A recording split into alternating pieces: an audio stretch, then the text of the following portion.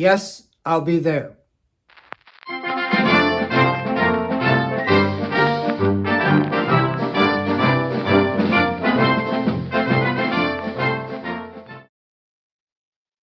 All right. Welcome to OBR Weekly. I'm Barry. He is Fred. How you doing, legend? Good to see you. Yeah, a little tired, a little sunburned, but Yeah. we're here. It was a nice day out there in Berea, wasn't it? It was a nice day Yeah, up it here was in there. So at least, 85, I think. It's pretty wow. warm. Yeah. And then, of Kind of course, a little bit crappy resonates. by the weekend. It's not too bad watching practice out on the grass. We're on the concrete, but the last 45 minutes to an hour we're doing interviews is on concrete, and it's kind of out in the sun. It kind of zaps the life out of you by the end of the day. Right. Right.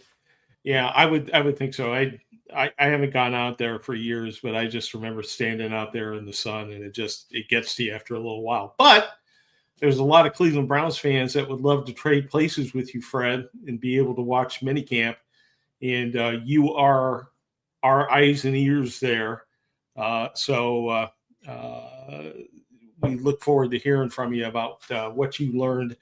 If you are in the chat room and able to fire off questions, please do. Whether you're on YouTube or Twitch or whatever, however you're watching this program, and we will jump all over them. As always, this show is really driven by your comments and questions, what you want to talk about, and we try to be a very interactive show. So please hit us up with your comments and questions, and we will dig through them over the course of the hour. Also, if you are watching on YouTube, please slam that like button and make sure you subscribe to the OBR live video streaming network. We are up. We've got like 9.4 thousand subscribers now, Fred. We're heading for 10,000 subscribers. Mostly here to see you, I think. Well, certainly. Yeah, after today, his performance, probably be 9,300. Yeah, absolutely. Well, let's hope not. Let's hope not. Listen, let's talk about a little bit of the news coming out of camp. We have some comments from Myles Garrett the other day. He was able to get in front of the cameras, and of course, he made all kinds of headlines this offseason with trade requests, and made some headlines yesterday talking about Nick Chubb. But both Jim Schwartz and Myles Garrett seem to think that he's headed toward his best season, Fred, or they're hoping he's headed towards best season. What do you think is behind that? Behind the belief that he's going to have his best year? Is it what he's surrounded with, or is Myles just fired up, or is it the weight of the contract? What do you think it is? I think it's your coach trying to motivate you because he's got 160 million reasons not to be motivated because he's getting that money. But he's not that type of a guy. I mean, I believe, he wants to get better and attain better, and the Browns know, and Jim Schwartz knows if Myles Garrett has the best year of his career, defense will probably be better than it was last year, which wouldn't be much. It would put them back in the, 2 years ago when they were statistically ranked number one in the NFL. So that's I think where he's going. And then, so he knew Myles would be asked about that. So Myles asked about it. And what's he going to say? No, I'm hoping to have a mediocre year. He's going to say, yeah, I'm going to. So it's really, kind of putting the spotlight on him. Hey, you've got the money. Now you got to live up to it and can't rest on your laurels. And I wrote today about that. I just kind of took the football side of it, not the graveyard with Aaron Rodgers or the Nick Chubb comments and so forth. Right. But he's got a lot, that's asking a lot when you think of what he's done. He's had 5 straight years of, I think, 12 or more sacks, which is him and Lawrence Taylor, the only ones to ever do that, Incredible. since 1982 when they started counting sacks as a statistic. In his best year, he had 16 twice, I think in 2020 and 2021. That's a lot of sacks, especially when he gets a lot of attention. I think Hmm. what goes longer is what will Mason Graham, Malik Collins in the middle do? And how about on the other side, will Isaiah McGuire break out or Alex Hmm. Wright or Okoronkwo? So, he's putting the pressure on himself, but it was started by Jim Schwartz last week. Yeah. Well, I'm certainly hoping that, picking defensive tackles first, with our first available pick in the draft the last 2 years has an impact on their ability to stop the run, and as well as taking some pressure off of Myles Garrett. He did talk about a little bit about the offseason trade demand and about Nick Chubb. And, it's typical with the OBR. We went with the football stuff rather than the more salacious stuff. But what did he say about Nick Chubb and not having him around this year? Well, I think the biggest news part was when he had his talk with Andrew Berry about the plans in the offseason to make the team better, and Joe Flacco was brought up, and Nick Chubb. He said that he asked what's the plans with Chubb. He was a big fan, as most people Mhm. are, and Right. wanted to see if he was in the plans. And I think at one time, maybe when he talked to him, Chubb was more in the plans. They thought he would accept the whatever offer they gave him, but he wanted a better opportunity, I think, more in uh, reps and stuff like that. Mhm. And Yeah. especially after the draft, it became pretty apparent that, he was going to be pigeonholed more into a third or fourth back. And so I don't think anybody wanted that, but Garrett, he just said that he wished him the best and Hmm. hopes he can resurrect his career over there. Absolutely. I think, all Browns fans are hoping for the best for Nick Chubb. Hope he retires a Cleveland Brown, and just the epitome of what you want in a football player. But it does seem like Andrew Berry made his mind up before the draft that it just wasn't going to happen with the Browns and Nick Chubb. So he went and he took advantage of a very deep draft at running back. And you think there's a lot of pressure on Quinson Judkins and Dylan Sampson this year? Well, yeah, I think obviously that pressure's on Andrew Berry to some degree. I mean, I wrote about it. I feel like it was the wrong move. I feel like, okay, I'm all for the two running backs. I was all for them getting Judkins.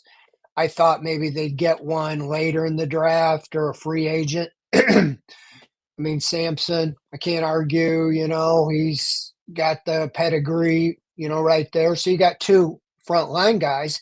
But it Hmm. sure seems my quarrel is more with you usually have four running backs, and certainly Nick Chubb to me is more valuable on the roster than Pierre Strong or maybe even Jerome Ford. Now I know they play special teams, but in the expanded practice squad era, I'm fairly certain Pierre Strong could have been on the practice squad and brought up for the games if you really needed him. And Hmm. Jerome Ford, even if he runs kicks back and stuff like that. But my biggest fear, everybody wants Chubb to do well, is that you see him breaking out, in Houston highlight reels, and you're saying, why in the world did you let Hmm. him go for a couple $1 million? I mean, 2.5 million. Um, I would even brought him in, but they know the medicals more. But then it throws the other way that the Texans, and they've been putting videos. He looks pretty good running around. I realize he's not Hmm. getting hit, but Yeah. I don't know. I just think it's a sad situation. I mean, the guy needed 400 yards to pass Leroy Kelly. I know that's not that important to the team or Andrew Yeah. Berry, but if he could have just played this year and then, okay, whatever, he would have finished second all time in history between two Hall of Famers, Jim Brown and Leroy Kelly. I mean, he's finishing third, but I just think you could have done it. It would have been a great PR, thing. And Yeah. I think he's going to be pretty good. He's obviously going to be better than last year when he was coming back in the middle of the year off that major injury. So, Yeah. yeah, we'll see. But yeah, you usually expect better performance from someone coming off a knee surgery the second year back. But, how much of it really do you think was Andrew Berry versus Nick Chubb looking for the best opportunity? It takes two to tango, right? And the Cleveland Browns, I guess there was just a disagreement on what his salary should be, and he decided to go elsewhere too. So it's not all on Andrew Berry, right?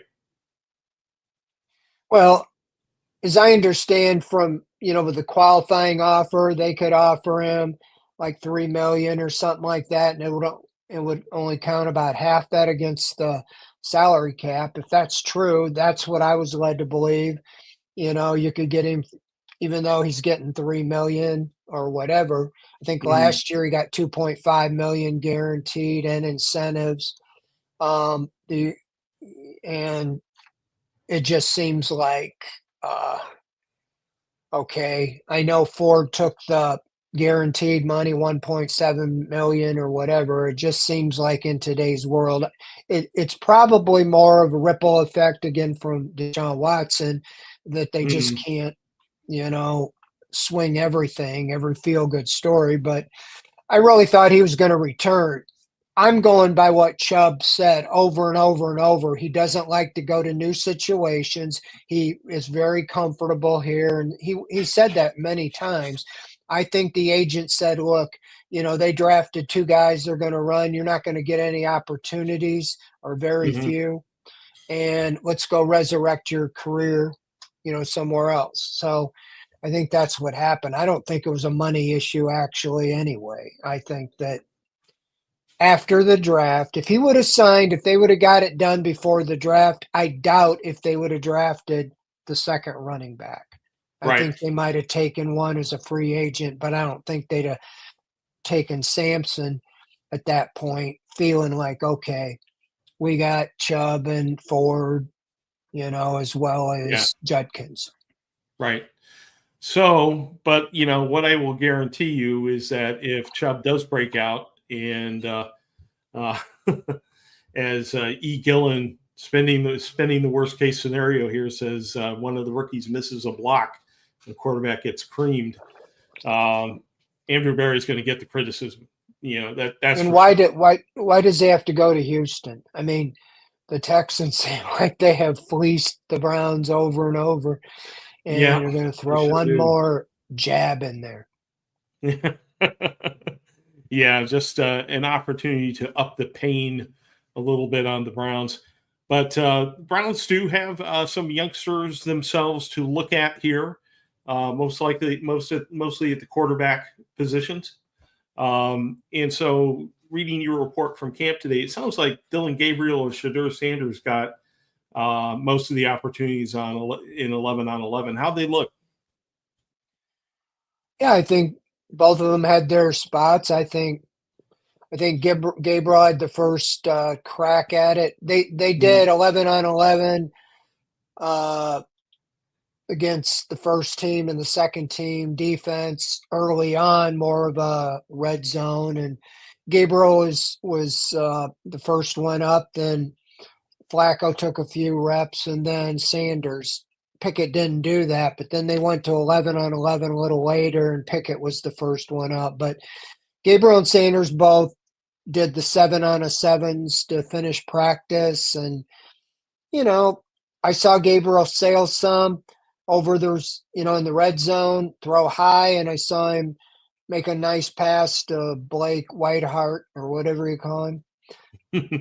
And for a touchdown. He threw, made a couple notes. I I saw him throw to Thrash, pretty good one.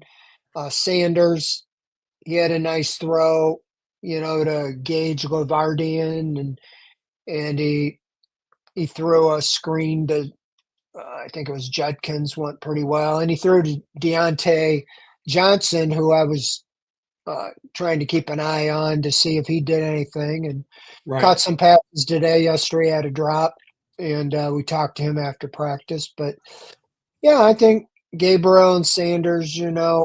Sanders has not taken 11 on 11 against the first team. Gabriel Right. had.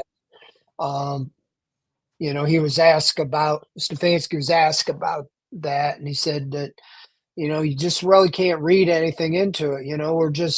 We're just giving them reps and trying to work on a lot of different things. So Flacco's the guy that they're not giving a lot of reps to. He had Mm, some with 11 on 11, but I think it's pretty much he doesn't need that. They feel they want to. Pickett's trying to learn the offense, and so are the two rookies. So they're giving him as much. And I think more than anything, I don't know what they'll do tomorrow. It's going to be a shorter practice, and it's kind of get out of school day. Everybody's looking, to take off for the summer. So right. I don't know what all they'll do tomorrow. But as far as there'll probably be some quarterback, things.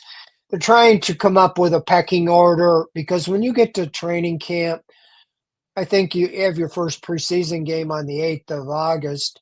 Hmm. And usually we haven't seen a schedule yet, but usually they start about the end of July. So you really don't have more than like a week and a half. And you just can't be throwing four guys out there. You got to have a pretty much structure. So I'm more intrigued with what they're going to do with Flacco and Pickett because I think clearly that Sanders and Gabriel are learning and growing, but I think that just where they were drafted, they're not counting on either of them being the opening day starter. It's going to be Flacco or Pickett. Pickett's Hmm. been kind of on the inside, but you keep feeling like you have a little more security blanket with Joe Flacco. I mean, Right. those first 6 games is a gauntlet.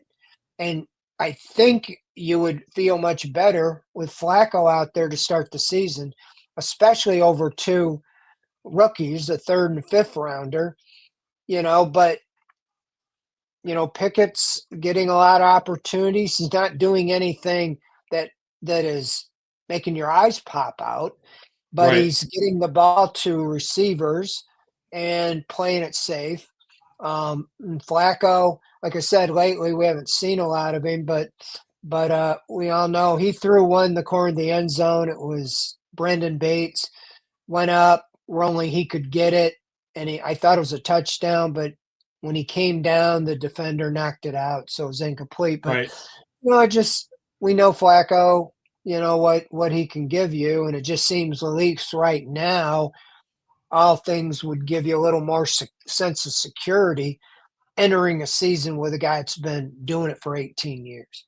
Yeah. I think that's the school solution right now is that you start with Joe Flacco and just see how he does running that gauntlet, as you said, and just seeing where that leads. I would be surprised if they came out of this season, assuming that they're not going to be strong playoff contenders after the first 5 or 6 games, without wanting to see Gabriel and Sanders, in a game situation, with the bullets really flying. But it's hard to Well, predict that's the the way the season will yeah. go. To me, it's easier to start Flacco, go to Pickett, but I don't know if you'd keep them both, and so that's Mm, where the interesting thing is. You don't have the future with Joe Flacco, 40-year-old, but he would make the sense if you really feel like you have a chance to win this year. He can win you some games. So then what do you do with Pickett? Do you start Flacco, switch to Pickett, but then you got two rookies that are going to be on the team, and I just can't see them keeping four. You right. can't stash them like you used to, No. unless somebody's injured. You have to waive them to put them on the practice squad, and even the practice squad, they can be plucked off by another team anytime. So they just have to make a decision, what they're Mhm. going to do. It makes the most sense to me, Joe Flacco and the two rookies. But I think Andrew Berry likes Kenny Pickett, and he makes the decision, So I Mhm. don't know what'll happen. Obviously, we have a while before that happens, but I think they'll start to tip their hand in training camp because, right now the order has been Pickett, Flacco, Gabriel, Sanders, Mhm. and if it changes, we'll know early in training camp. You can't play this charade forever, Right. on everybody's getting equal time and so forth. And right now, Flacco's not. If they think he's going to be the starter, I still think he would start getting some reps, Mhm. for sure in training camp. Yeah, you would think so. Now, we're seeing this as sort of an even competition right now, but some of the folks in the Cleveland media have already picked up the Shadur Sanders gauntlet. And Rodney Porter is also enthusiastic about Shadur, says he's clearly the best quarterback in the room. It should be the week one starter, and there are people, on the radio or whatnot. I don't listen to radio talk shows, but supposedly, saying this about Sanders. Do you think that would be an incredible risk given what we've seen over the last 25 years to suddenly say, look, let's see what we got in Shadur or Dylan Gabriel and trot them out there week one? I think it would be a mistake as I see it right now, unless somebody really separates. They're not separating. You can clearly see, that Flacco is a much better option right now, and Pickett for that matter, just because, of a little more calmness and awareness. Um, but that's not taking anything away. I mean, we're in June, early June, rookie mini camp, and now we're in veteran mini camp. I think it's the wrong move to throw either of the rookies out there to start the season. I mean, Right. this team isn't you're coming off 3-14. This isn't like they were 14-3 and lost Deshaun Watson and have to find, an immediate starter with these four guys. Even Baker Mayfield, the year he was a rookie, he was the most ready quarterback I saw in training camp of all them rookies they've drafted first, second, third, whatever rounds. And yet Mm-hmm. the plan was for him to sit out that season. And Tyrod Taylor was the quarterback they brought in. We all Right. know he got hurt in the third game. So injuries are inevitable. But that first 6-game gauntlet, if they go 1-5 and the season's over, you got the rest of the year to play Gabriel and Sanders and see what you have. But if you think you can win, you gonna play who gives you the best chance to win, whether it's Flacco or Kenny Pickett, whoever Mm-hmm. they think. Because if you just, you know, throw the two rookies out there, I don't know if you're going to get a good evaluation. They just, right now they're not ready to go, Mm-hmm. projected in my mind. That could change in training camp. They might really have a great preseason. Those 3 preseason games, get to see them a lot. But I want to warn everybody, DTR looked like an all-pro in his Mm-hmm. rookie year and even in his second year in the preseason. It's a different world than the real season. So there's going to be time to look at those guys, but I just think it's not the best. If Sanders was the number 2 pick in the draft, it's a different story. But they're telling you what they evaluate, Gabriel, where they took him at the end of the third round. They had 2 third Mm-hmm. round picks. They took him with the second one. Right. And then Sanders was a value pick in the 5th round. So it'd be great if they can get one of those guys to be the starter. But I don't think it's fair to anoint any of them as the best quarterback on the team right now when we're playing touch football. I mean, Right. I send a lot of video clips, but I'm not sending all the bad plays. I'm Mhm. sending, I mean, this is rapid fire, pass, pass, pass. You're trying to, I don't even have time to send all the video clips I have. I try to send as many as I can, but I'm not sending ones that make the guys look foolish. So, Right. you know, and I'm sure that's the way it is around, that you're seeing the best of it. And again, there's no hitting, no tackling. There's been several that Gabriel and Sanders would have been sacked in a game, Mhm. Yeah. and then they have a nice pass for a completion and we show it and it's a touchdown or something. Well, some of those things, they got to speed up their clock. Yeah. I saw one clip from camp. I think it was a 7-on-7s. And, you've got people over there counting completions and stuff on the sideline. And Sanders is running around for 2 minutes, I swear, waiting for someone to get open. And he completes it. Oh, yeah, there's another completion. That's And, one of the problems he had in college, hanging on the ball. He had a tremendous completion rate, 74%, but some of that was instead of just getting rid of the ball, he took sacks. right, right. And of course, he had a horrible offensive line there, but, I, I see Flacco starting and, Sanders, according to what I've read, showing visible improvement. Have you seen that, Fred, since rookie camp? He looks a little bit better. Maybe his footwork is a little bit better, Sanders. I don't know about all the footwork and evaluating all that. I still see him. He does pat the ball a little. That was one of the things. Mhm. But I do think he's improved from the rookie minicamp. First time we saw him, I've seen him make a concerted effort to get rid of the ball and not hang on to it. And he's very accurate. I mean, the video clips show that. Mhm. And, you know, like I said, I wouldn't be surprised if he ends up being the long-term quarterback in the NFL or the Browns quarterback. Same way with Gabriel. I mean, it's just way too early.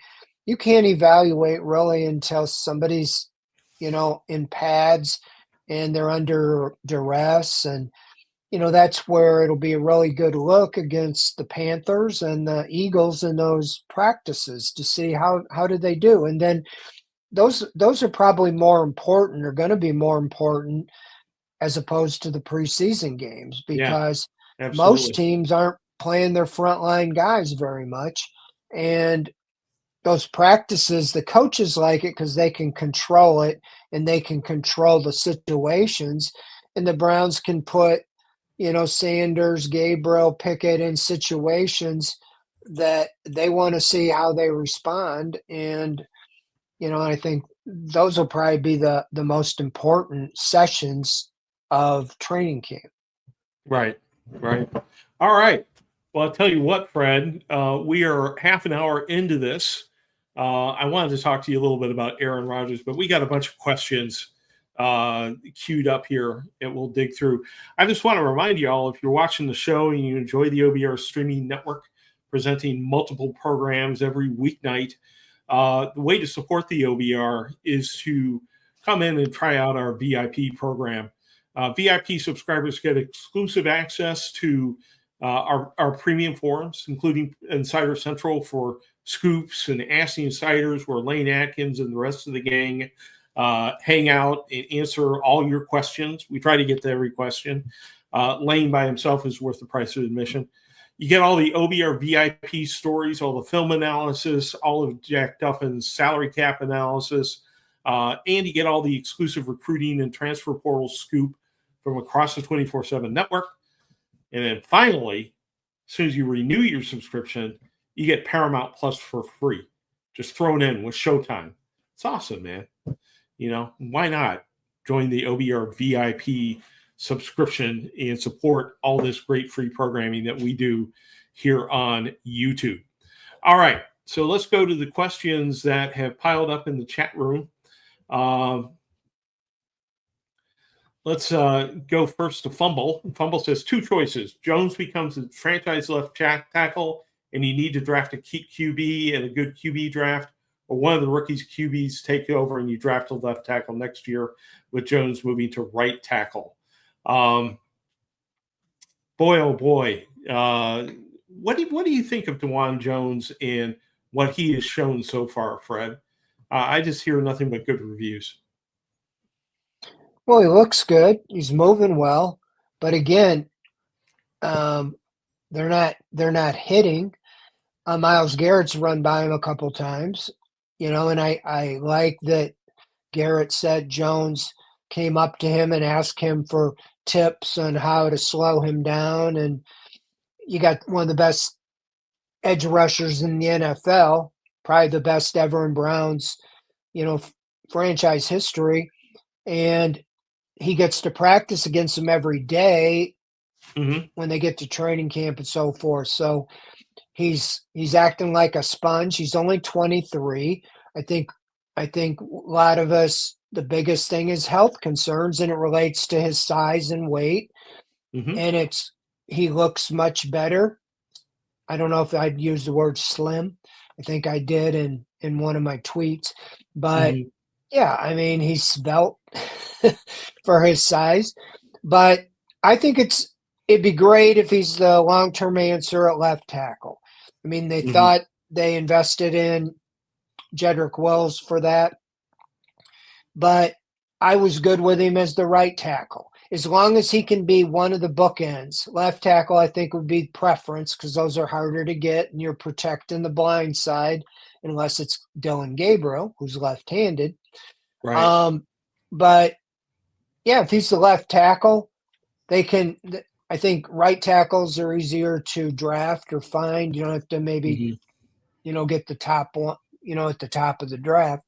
But I think that would bode well. I mean, if you can get DeJuan Jones and settle that issue for 10 years, even if he's not great at left tackle, and you draft one next year with one of the first-round picks, and you move him to right, and he's the long-term answer at right tackle. I think he is at one of those positions.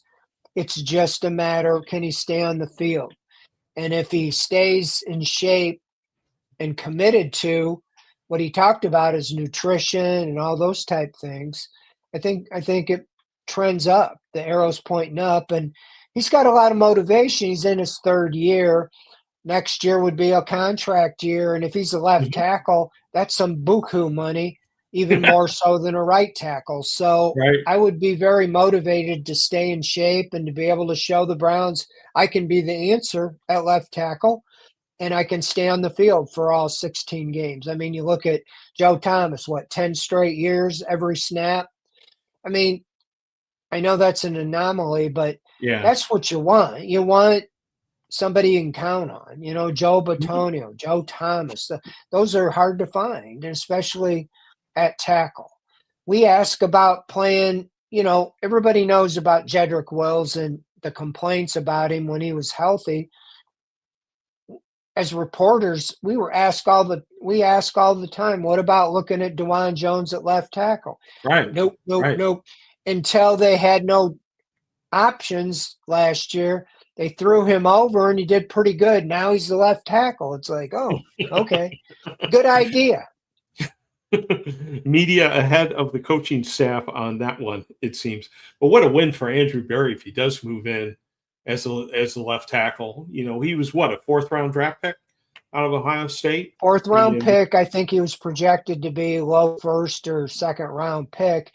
And I think some of the concerns were the biggest one at the time was he made some comment that he'd like to play basketball, and they didn't see him as maybe being serious about his football career. And also his weight, if you remember his rookie year at the first camp, he got sick. He couldn't handle, but Mason Graham had one of those this year. So, no, I think he sounds like he gets it, what needs to be done. And if he's willing to put in the work and learn, if he can somewhat contain Myles Garrett in practice, that should bode well for the games. Really because he's not going to get that type of pass rush every week. that Right. Myles Garrett is. Right. And if they do draft a left tackle next year, just keep in mind that the right tackle position is getting more and more important as time goes on. You got guys like Watt who line up over the right tackle nowadays, right? Yeah, I mean, the pass rush is coming from everywhere. And so if he does Yep. wind up at right tackle again, that's still a huge win, for the Cleveland Browns. So you talked a little bit earlier about not seeing them carry four quarterbacks into the through the regular season. So Chantel wants to know who you think the odd man out might be. Do you have any guesses? It doesn't seem like there's, Pickett's probably the most tradable, but none of them have really fallen on their face in minicamp and OTAs. Yeah, that's a good question, Chantel. It's like that's what we're kind of milling here is that Joe Flacco is 40 years old. He's not going to get any younger. If he lights it up, you're probably not going to bring him back next year because unless you have a great record and you go to the playoffs. Because if you're drafting at the top of the draft, I don't know if you're going to do that. But then again, you probably will win more games if I was to pick right now and predict, to be with Joe Flacco. Kenny Mm-hmm. Pickett, I still kind of have the bias of what I saw with the Steelers. I'm, willing to, see what he can do in this offense. I think it's going to be run heavy. Judkins and Sampson, by the way, look very good. Judkins especially. I got some clips of him today on my video that looks like he's shot out of a cannon, and if you have a great running game, especially going back to the wide zone with four of the linemen all excited because they're going back to the system they know well, I think there's a great chance of having a great running game, and that will Mm-hmm. make any of your quarterbacks look good. So that's the decision to me. Do you go with Flacco and two rookies, or do you bet on the upside of Kenny Pickett? Just turned 27, entering his fourth year, and if he has anything comparable to a Sam Darnold year, then Mm-hmm. then you think, okay, he could be the quarterback. But then you have a situation if he really catches fire, and I'm not saying it's a negative. If he plays really well, then you're really not going to probably see Gabriel or Sanders, Mm-hmm. and then you're going to wonder, okay, and Pickett's in the last year of his contract, so he's going to want a big contract like Right. Darnold got. So you let him go in free agency, and then you don't know what you have. Right. Do you have to draft one, or do you count on Gabriel or Sanders being the answer? So that's why it's really an intriguing question. If they wouldn't Mm-hmm. have went out and got Flacco for whatever reason, or he went and signed somewhere else, and it was Pickett and the two rookies, I don't have any problem with starting Pickett and then turning it over to whoever is ready, the most ready, if the season goes south or the starter doesn't do well. But I think the easier one to pull, is if you got Flacco and Pickett on the roster, is start with Flacco and pull him and go to Mm-hmm. Pickett and see what he can do. Right. All right. Well, it's going to be tough making that decision about how many quarterbacks go on the roster. World's fastest fat man, I think, is left to go make himself dinner. But he says the linemen seem to be in good spirits, excited, and motivated. Can you offer some thoughts on how they look? How are the new guys doing? And have we seen any more Zinter at center? So can't tackle the quarterback, but the offensive linemen are pushing and going through the motions there. Have you seen Zinter at center? What are your general impressions of the OL? I can't say I've specifically seen him. This is the first that Batonio and Conklin have been there. But Ethan Posick and Wyatt Teller have been here. So those four guys, are more in tune with the wide zone blocking scheme, which Mm-hmm. they ran under Bill Callahan. Conklin, Batonio at the end of last season were very excited on the last day that they were there, feeling like they're going to go back to that. I think there's a renewed energy there. I think that's part of the reasons why Batonio decided to play another year. So 4 of those guys are veterans. They're all in their 30s, I think, and and their contracts are all up. 4 of them. Jones is the only one that is under contract after this year. So that's where the decisions are going to be made. I would think Zinter was drafted as a guard. I think they Yeah. would be looking at him to be one of the guards. Luke Whippler's the big decision. And I think part of it was in looking at these guys, they call them interior offensive linemen. They don't call them guards and centers. They want them to play all 3 of those positions. So I think Zinter early on, Batonio wasn't around, and Conklin wasn't around. And so he was being moved. They waived one of the rookie centers to make room for one of their signings recently. And so Luke Whippler's the big question. Do they look at him as the heir apparent at center, replacing Posick potentially? If they do, he would be the center next year. Zinter would be a guard next year. Jones would be a tackle. Depends on what they think with Javi and Cohen, and they signed a couple rookies, this year, and so a lot of questions. Those guys will get a lot of play in preseason. And Zinter, you hope a lot of last year's struggles when he got thrown in there was he was coming off a broken leg, at Michigan, and he didn't really have, an off season to recover. This year he had an off season to totally rehab and work out and get ready. So I think they're still high on him. But we'll have to see. Those guys will be getting a lot of work in the training camp. Yeah, they certainly will. Speaking of training camp, Serge wants to know if so far there are any differences in the intensity level between what you're seeing at mandatory minicamp in the previous years at Greenbrier. I'm hearing that camp is going to be tougher and more intense and stuff like that. Are you seeing it yet, Fred? Well, Joe Batonio alluded to it. About anything would be tougher than what it was. It was last year.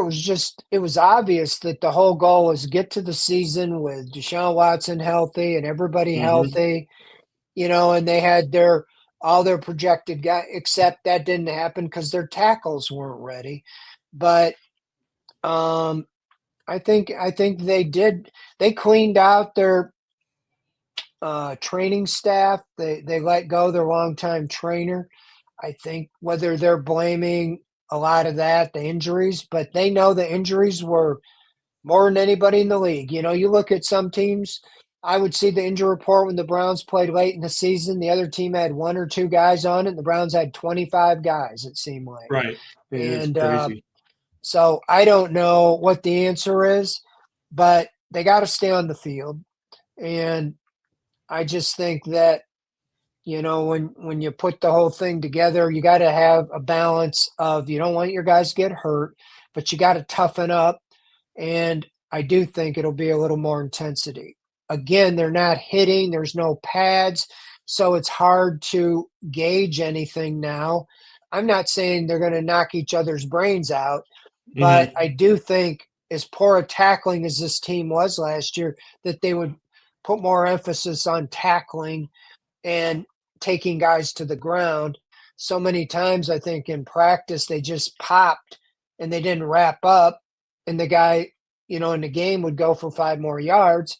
And that might have been a direct result because you didn't tackle, you didn't practice. So I have seen a pickup in intensity of tempo.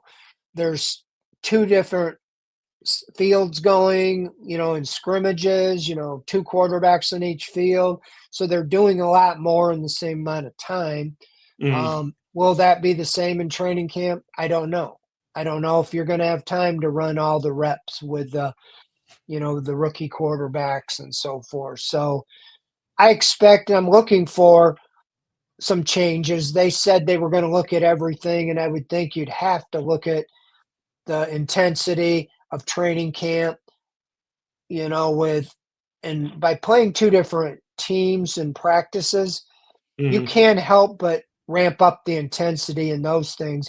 Those other teams, whenever you get two teams together, they try to manage it, but there's always fights. They're always because they're, especially the younger guys are fighting for a job. They get torqued off at these other teams they're going against. And Right. and so, I think that will in itself you kind of get tough or you get run over. Yeah, exactly. Those inter squad practices can get pretty intense. Drew in Brick City wants to know about Mahmoud Diabate. Expecting better things from him. I mean, he had a real solid second half of the season, if I remember correctly, Fred. Is he looking like this might be his year to break out? Well, it's pretty much now or never. I mean, he made the team as an undrafted rookie. He looked pretty good on special teams. Then last year, I was expecting him to, especially when JOK got hurt, I thought he would really light up, but I don't think Devin Bush got to play more, I think, than he did. Yeah. So this is a big year for him. I think it's a big year for Bookie Watson. There's some guys that they had high hopes for that need to separate. And there's an opportunity, because JOK unfortunately is not going to play. And Jordan Hicks probably in his last year, at 32. I think they obviously like Schlesinger a lot to take him Hmm. when there was a need at wide receiver, there was a need maybe at cornerback, there was needs, and they took a linebacker, which is usually a low priority. Right. That's It how was a high they surprise. fell to him. I expect him to start from day one. I expect Mason Graham to start from day one. So they're counting on those two guys to really improve the defense. But they need Hmm. guys like Diabate, to fill in, Bush, because like I said, Hicks probably this will be his last year, and so there's going to be opportunities. You don't know the future of JOK if he will ever come back or not. Right. Let's get into some other of these questions that we have from our group here. James Porch wants to know if Flacco or Pickett is going to be the starter week one, then why is Gabriel getting so many reps with the first team? And we've noted that Flacco not getting a ton of reps in mandatory minicamp so far. Well, because they like Gabriel a lot. They drafted him. They feel like that was the two moves at quarterback. The first veteran they got was Kenny Pickett. The first rookie, when everybody knew they were going to get a quarterback, didn't know where, was Hmm. Dylan Gabriel. Right. And I know from people I've talked to close to the team, they feel very good about him. So I think they're trying to see and get a good evaluation. You know, can he, side by side with Pickett, is he a better option to keep than Pickett if you go with Flacco? Or Mhm. is it better to go with Pickett and Gabriel and Sanders, in that direction? Like I said, I'm not reading a lot into it because Kevin Stefanski has told us over and over and over that they are evaluating everything. Mhm. And just the fact now that Shadur Sanders is starting to work his way into getting reps and so forth in team, I think that's a good sign. It doesn't mean they've made any decisions long term on these guys. So Right. um, I don't know. We asked Stefanski why Shadur hasn't got any reps with the first team. He didn't have a great, obviously didn't go into a lot of detail other Right. than we're looking at all this stuff and there's a reason for everything. So It sounds very Stefanski-ish. I heard that Dylan Gabriel. I'm not sure where I read it, but it wasn't clickbait. It was someone reasonable that the Miami Dolphins were very interested in Gabriel as well. About 5 picks later in the third round, there's this whole thing that only the Browns had Dylan Gabriel in the third round, and that's not true. The Dolphins wound up trading that pick once they couldn't get Gabriel according to what their sources have to say. So I think it's worth pointing out that the Browns legitimately liked him, and they weren't alone in the NFL legitimately liking Dylan Gabriel, No, even I though mean, he gets the most attention. he beat Ohio State and he lost to him, but he wasn't the reason. Yeah. And he played at a high level. I mean, he played at Central Florida, Oklahoma, and Oregon. He played 6 years. I mean, I think he had over 60 some starts. And, he reminds me of a left-handed Russell Wilson. Hmm. I think the biggest negative with him is his size. Yeah. And Yeah. obviously that's a big thing, but that's why he went in the third round. But Russell Wilson went in the third round, and he ended up being the day one starter for the Seahawks. So Yeah. I don't know. I think that if they were betting, on a rookie to start, it would probably be Gabriel as Right. it stands right now.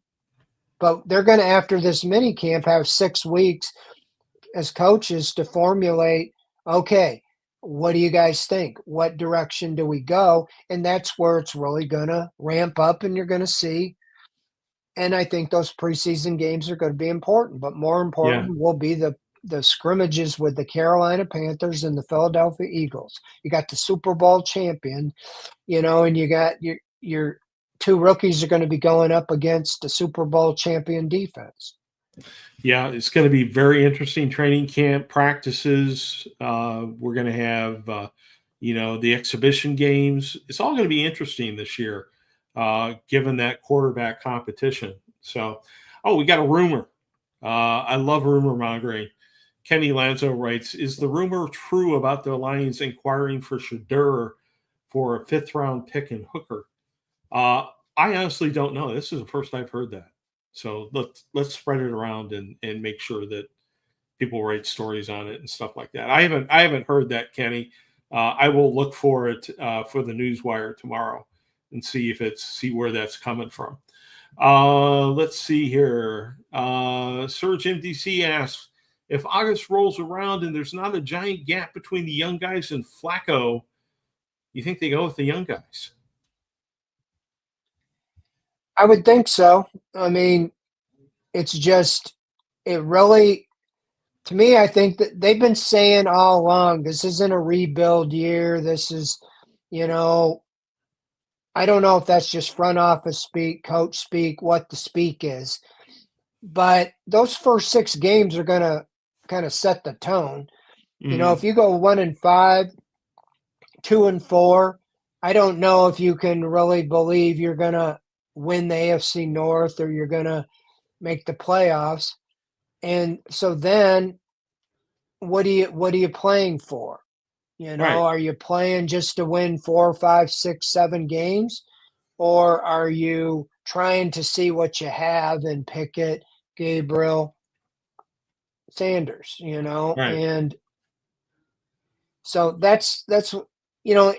don't think they're going to decide before the season that Flacco they can't win. Mm-hmm. So that's why I just think that Flacco entering the season as the starter, to see when they're playing all these top teams, top defenses, rather than throwing, the 2 rookies to the Wolves, they might be comfortable enough to, you know, pick it out there and see how he does. And if he struggles, then you can always turn it over to the rookies. But Right. I just don't know how you're going to navigate the 4 quarterbacks. I think Right. they're going to trade one, and I don't know if you can trade Flacco.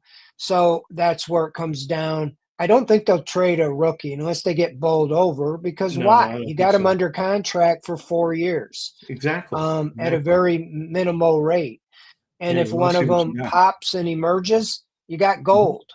You Yeah, bought 2 exactly. lottery tickets, in the draft, and you're going to get to watch them every day in practice, and you can pretty much get a pretty good feeling, you know, if they're going to be the guy or not. Right. But if they realize quickly, that's where I'm saying I can make the case that you cut Flacco because he probably would be available if you would need him. Hmm.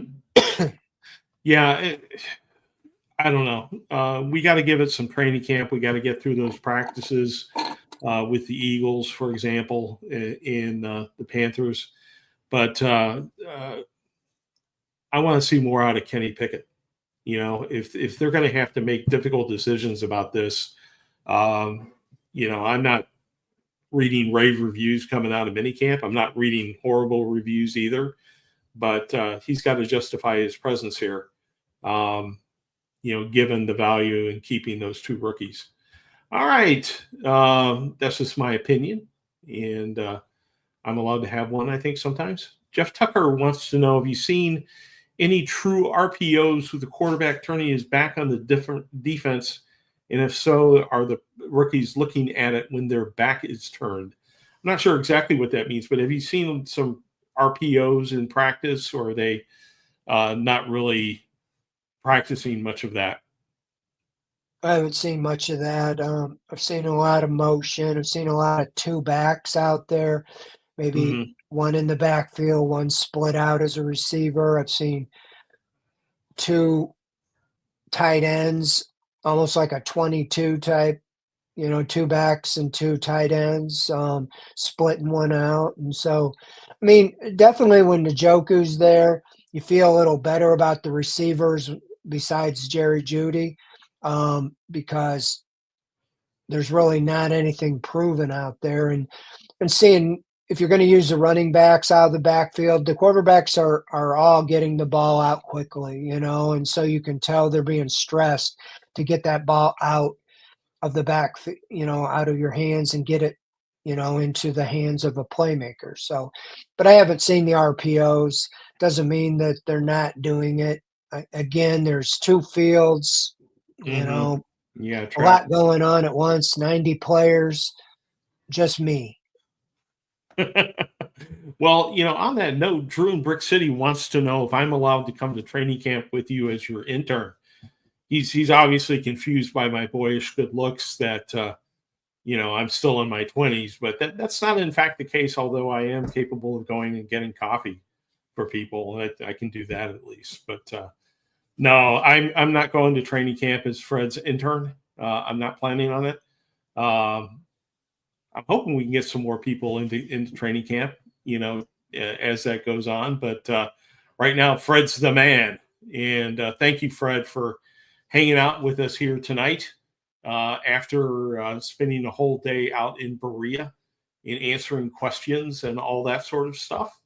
And it's always good to hear your wisdom and hear what you're seeing out there in Berea. So we're going to wrap it up here on OBR Weekly for this week. We got one more question. You ready for one more question, Fred? Just got a new question. Go for it. I'm good. Jim DC says, any under-the-radar players that Fred is hearing their name a lot, similar to Floria in training camp? Well, because David Bell, Cedric Tillman, Michael Woods, 3 drafted receivers haven't been practicing. There's a bunch of undrafted guys like Floria. A guy named Cade McDonald, I think he's from Miami, Ohio, has made some plays. Caden Davis, another receiver, was at last year. He's made a few plays. One I'm seeing a lot, had one today, Gage Lavardane. Not sure where he's from. Maybe he's the Miami guy. But, yeah, he's the Miami guy. And the one you mentioned. But, they have to make a name quickly because 90 guys, there was 10 receivers in the line, and that was without those 3 I mentioned. Yesterday, first was Jeudy, last was Deontay Johnson. Today he was 4th. Stefanski said there's nothing to read into that other than he's just learning the system and picking up. So he probably feels more, at ease there. But talk to him. Going to write a story about him for tomorrow. I mean, I think that's a big key to this season because yes, it is. I'm not overwhelmed with the wide receiver room right now and the depth. There's Right. a lot of these guys, but okay. Guys I've not even familiar or ever heard of, other Right. than the only one besides Jerry Duty's been out there is Jamari Thrash, and he's done pretty well. He's taken Yeah. advantage of his opportunity. He had a Good. touchdown yesterday.